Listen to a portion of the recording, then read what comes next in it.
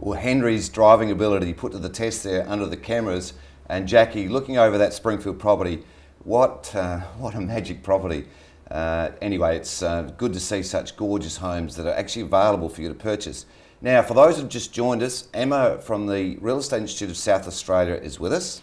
Emma, we've got a couple of emails, so I'm going to put you to the test. Oh, okay. Okay, so let's get right into it. We've got from Hayden Morrell.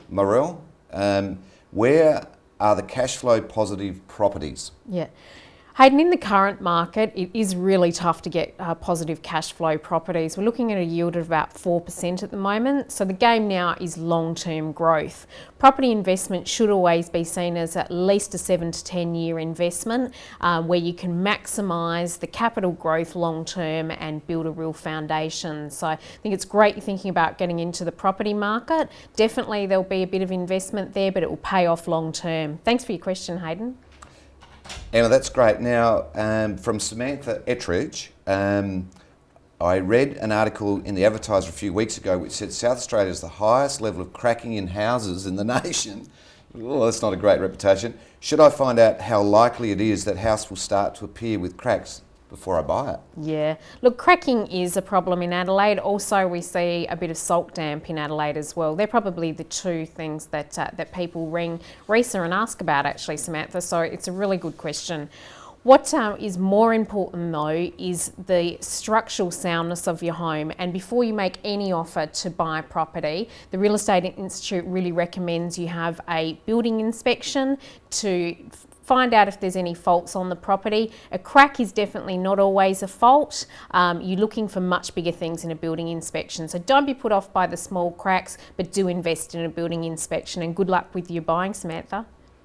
Now, Emma, this is not an email that No, we've but I've here. got a bit of a question for you. A bit of a question for you from the Saturday paper. Right. This TMI business, TOOP Market Index, is it, Anthony? The TOOP Market Index, Yeah, yes. Yeah. What's it about? Need a bit more detail. Okay. It's a predictive tool that we're trialling. So what we've done is we've worked out in our history that if we can monitor the number of new buyers that are coming into the market on a decent sample size, and in our case we have about 250 new buyers that register each month, and about 250 leave the market each month. Oh, yeah, yep. And then we cross-reference that with, so that's the demand, that we think that's a really accurate, sensitive way to work out what the demand's like, because it's new people coming to the market.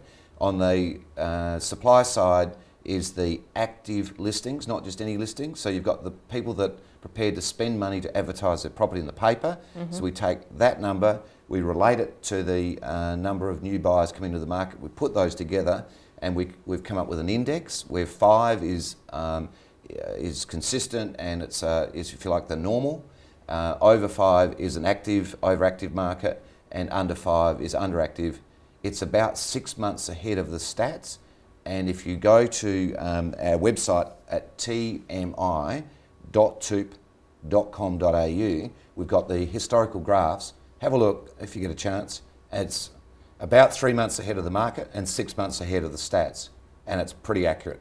Okay. So well, I'm big one on stats, Anthony. I know. So I'm going to put you through the rigour on that one. And I think I'll get back to you. Okay. Thanks, Emma, for all of your input today. It's been a pleasure. And let's just go and have a look at some hot properties to finish off.